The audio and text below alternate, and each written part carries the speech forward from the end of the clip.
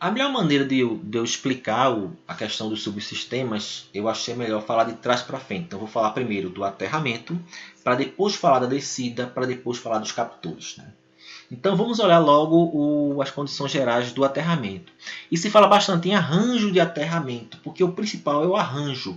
É a maneira como você está fazendo o seu aterramento, né? O fundamental não é a resistência ao aterramento. Como a intensidade de corrente é muito grande, a variação é muito grande, o que vai garantir uma perfeita proteção é o arranjo do aterramento. O que é que se pede aqui?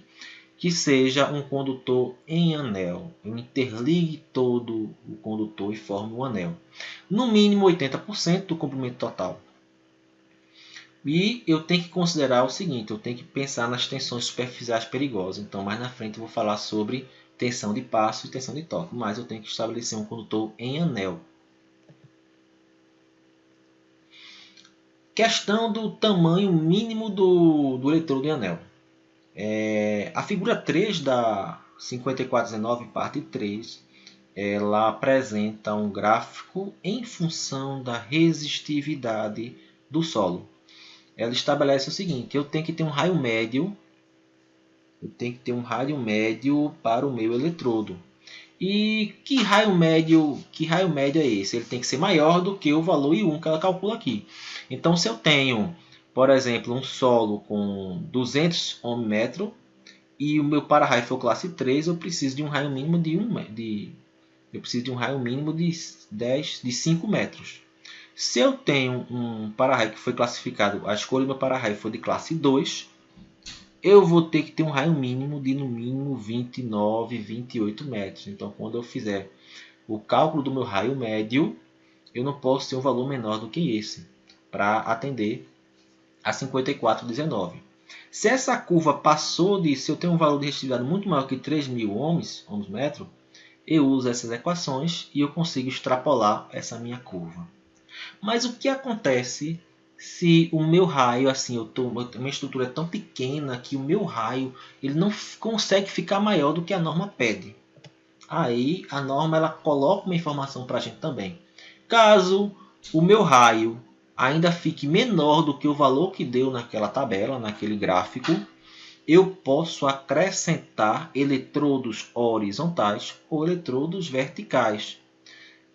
Para saber qual o tamanho do eletrodo horizontal que eu posso acrescentar ou do eletrodo vertical, eu uso essas duas equações, que é exatamente a diferença que falta para garantir o meu raio médio mínimo. Então eu posso inserir eletrodos horizontais ou verticais e a quantidade, o tamanho deles vai ser baseado nessa equação. Como é que eu vou colocar esses eletrodos? Isso aí a gente já falou, né? Vamos repetir de novo. Eu já falei quando a gente está falando de aterramentos, né? Então, o que a norma pede? Que no mínimo ele esteja enterrado a 50 centímetros do solo e uma distância aproximadamente de 1 metro ao redor da parede externa. E se eu não tiver essa possibilidade da construção do anel, a norma ainda permite que eu possa parte dela ser instalado internamente. Eu só tenho que tomar as medidas para reduzir os riscos das tensões superficiais, que são as tensões de toque e as tensões de passo. Como esse material de aterramento deve ser feito? Então, a tabela 10 da 54.9 ela mostra exatamente qual é a dimensão mínima desse condutor de aterramento.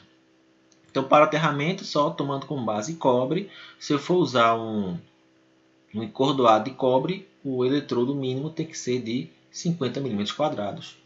Agora, se eu tenho uma haste, né, que vai ser cravada no solo, a seção mínima de diâmetro dela vai ser de 15 mm. Se eu for utilizar um tubo encravado no solo, o diâmetro mínimo tem que ser de 20 mm. Então, aqui ele estabelece exatamente as seções mínimas para o meu subsistema de aterramento. Antes de continuar a falar sobre mudar agora de aterramento para subsistema de descida, vamos falar sobre uma definiçãozinha que é SPDA isolado ou não isolado. A norma estabelece que o sistema isolado é aquele que não toca a estrutura. Ele não toca a estrutura. E o SPDA externo não isolado é aquele cara que toca a estrutura. Então aqui eu tenho um condutor com distância do prédio e aqui o meu condutor está em contato com o meu prédio, né? Essa diferença ela vai influenciar nas definições do subsistema de descida, inclusive no subsistema de captação. Vamos lá. Por que eu tenho que fazer o sistema de descida? Eu tenho que promover caminhos paralelos para a corrente elétrica. E eu tenho que ter o menor comprimento possível para que ela chegue no meu aterramento. Diversos caminhos, porque é o seguinte, a cada descida que eu faço, imagine que a corrente elétrica, o raio caiu no meu captor, e ele teve duas descidas. Então, por uma descida saiu metade da corrente elétrica do raio, e na outra saiu a outra metade. Então, eu dividi a corrente elétrica. Se eu coloco 4 descidas, eu dividi por 4 a corrente, né? Então, a intensidade em cada ponta é muito menor. O efeito dela em cada ponto, em cada trecho é muito menor. É dividido por 4. Agora, como é que eu vou escolher o condutor? Onde é que eu vou colocar? Qual é a distância que eu vou estabelecer para eles? O que a norma diz, ela estabelece uma tabela, a tabela 4, na qual mostra que os condutores eles devem ter distâncias mínimas e a partir de certa altura eu devo fazer uma interligação horizontal, fazer um anel entre eles, né? Isso aí tudo baseado na tabela 4. E se pede também que eu tenha um espaçamento mais uniforme possível ao redor do perímetro. Que tabela é essa? Tabela 4. Olha cá. De acordo com a classe do SPDA, eu tenho as minhas distâncias mínimas. Então, o que quer dizer aqui? Eu tenho o SPDA classe 4. Isso quer dizer que da descida, a distância entre uma descida e outra, no mínimo, tem que ser 20 metros. E eu posso admitir até 20% a mais. Então, eu poderia ter chegado até 24 metros, mas não mais do que isso. Ou seja, eu tenho que, numa circunferência de 15 metros, eu tenho 2 descidas. Na circunferência de 20, eu tenho 2 descidas. Na circunferência de 30, eu teria 3 descidas, né? E assim vai por diante, né? E se eu tenho uma distância na descida, eu tenho uma altura maior do que 20 metros, né? Numa classe 4, eu teria que fazer um anel ao redor da minha estrutura. Vou dar outra parada para falar um outro item da norma, que ele fala de distância de segurança. Essa distância que está aqui em metros, ela é baseada na distância de segurança. Ela foi estabelecida baseada na distância de segurança. O que é a distância de segurança? É aquela distância mínima que eu tenho entre um condutor e outro, entre o condutor e a estrutura, de tal forma que o raio não faça um arco, né? Um centelhamento de um condutor para outro. Essa distância mínima tem que ser atendida. E a norma estabelece uma equação para essa distância mínima. Essa distância mínima D tem que ser superior à distância de segurança a S. E o que é que implica em F? O nível de proteção é o KI, o tipo do material isolante é o KM e um valor que depende da corrente da descarga atmosférica. Esse KC ele é disponível na tabela 12 da norma e também no anexo C mais detalhadamente. Na tabela 12 é uma maneira mais simplificada e no anexo C é uma maneira mais completa. E o I é exatamente o comprimento que eu tenho ao longo do subsistema de captação ou da descida todinha, né? Então, o trecho do condutor todinho, né? É esse valor de I. Então, quanto maior o meu I, maior a minha distância de segurança que eu tenho que ter. Essas são as tabelas que a norma apresenta. Tabela 10, que vai dar o valor de KI para cada nível de proteção, o KM.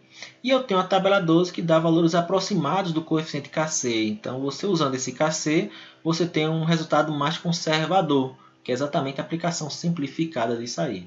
Enfim, você quer descobrir aí qual seria a distância mínima de segurança. Mas por que eu falei já da distância mínima de segurança estabelecida na norma? Porque quando você desce o seu condutor lateralmente, pode ser que você encontre saliências, que você encontre beirais, que você encontre sacadas, e aí você tem que fazer um laço, né? A gente não deve fazer laços na descida. Eu desço o condutor, eu deveria descer retinho, Mas no meio do caminho eu tenho alguma coisa que eu vou ter que fazer um desvio no meu condutor de descida. Essa distância S tem que ser uma distância mínima, tem que ser maior do que a distância mínima, senão não posso fazer esse laço. O valor de I é dado pelo somatório desses dois trechos e você aplica aquela equação e você calcula o valor de S. Esse valor de S tem que ser maior, o valor D aqui tem que ser maior do que o valor de S mínimo. Essa é a preocupação que a gente tem que ter quando eu tenho a formação de um laço. Também, a norma estabelece quais são os materiais e as dimensões para o meu subsistema de descida. E essa tabela Essa tabela também se refere ao condutor de captação. Então, captação e descida, a tabela é a mesma. Qual é o condutor de descida se for utilizar de cobre? Está aqui, ó, 35 milímetros quadrados. Se for encordoado, arredondado, fita, é tudo 35. Mas se eu for descer com alumínio, que é o que está se utilizando muito, fitas de alumínio, fita maciça, 70 milímetros quadrados. Então, exatamente essa tabela, ela define qual é a seção mínima que você tem que usar para esses elementos de descida, esses condutores de descida. Além disso, complementando sobre a questão da distância de segurança, a gente tem que garantir essa distância entre as portas, janelas e paredes. Referente a estruturas com material combustível, né? Se a parede for em material combustível, você não pode deixar ele junto. Você tem que dar uma distância de no mínimo 10 centímetros da parede. Aí você coloca algum suporte que faça com que tenha uma distância mínima de 10 centímetros do contorno de descida em relação à minha parede. E a norma estabelece uma distância mínima para fixação. Você sabe que o condutor está descendo e você tem que prender ele de tempo em tempo, O que é que a norma estabelece? Valores entre 1 e 1,5 m, nada superior a isso, dependendo do tipo de condutor, se for na vertical ou se for na horizontal. Essas distâncias máximas, elas são para garantir quando tiver um raio, né, eu vou ter, claro, forças eletrodinâmicas, né? E essas forças, né, ocasionadas pela queda do raio não ocasionam afrouxamento ou quebra do condutor. Tem que ter no máximo essa distância entre os suportes dos condutores. Pronto, e agora vamos falar sobre a medida de proteção contra tensão de passo, tensão de toque, antes da gente passar sobre captor. Porque no aterramento a gente já falou dizendo, né, que a gente tem que tomar algumas precauções para as tensões perigosas que podem ocorrer. Então, o que a norma diz que a gente tem que fazer para garantir proteção contra a tensão de passo? Garantir que ela tenha níveis que eles chamam de níveis toleráveis. Eu tenho que atender apenas uma das seguintes condições. O que é que ele diz? Se eu tenho a probabilidade de aproximação de pessoas ou a duração dela fora da estrutura ou próximo ao condutor desse for muito baixa, assim, eu estou considerando que dentro de uma casa, na chuva o cara não vai ficar lá de fora, vai ficar dentro de casa. Então a chance de ele ficar lá de fora é pequena. Ele não vai ficar perto do condutor de descida, é muito difícil ele estar lá. Então, se for muito baixa, eu já tenho um risco reduzido. Se não, eu pergunto o seguinte: as descidas, eu tenho no mínimo 10 caminhos naturais, olha, está falando de caminhos naturais, né, armaduras, pilares, e eles estão interconectados. Se eu tiver, já diminuir a níveis toleráveis. Se não, vamos olhar para a resistência da camada superficial, tá? Não é a camada da resistividade do solo, é só superficial. Se eu garantir que essa resistividade for até numa distância de até 3 metros, for maior ou superior a 100 km, está tranquilo a níveis toleráveis. Então, ela está estabelecendo uma das 3 condições para garantir que o nível seja tolerável.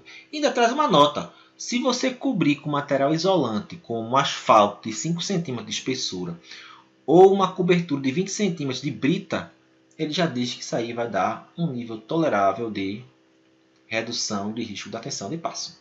Então já dá vários critérios para que a gente possa atender.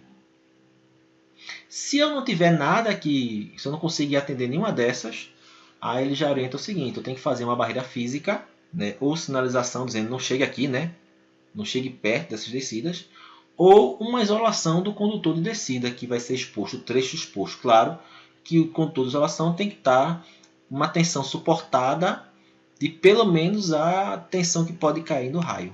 né? Então tem que garantir essa isolação. Eu entendo que é muito mais fácil você atender a esses itens do que pensar em isolar o seu condutor de descida. E por fim, o que ele fala sobre a tensão de toque? Se você atendeu a linha A, B ou C da tensão de passo, fechou. Já é nível tolerável. Agora, se você não atendeu a nenhuma daquelas, o que é que ele pede? Você tem que fazer uma restrição física. Uma sinalização de alerta de até 3 metros dos condutores de descida.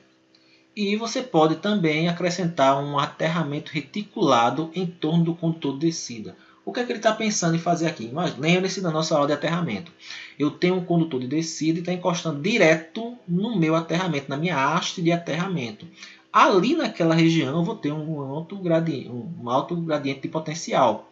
O que é que eu faço ao minimizar? Eu coloco um eletrodo reticulado, um quadradinho, outro quadradinho, né, conectado. Então, esse condutor reticulado no entorno do condutor de descida favorece a você reduzir o risco da tensão de toque.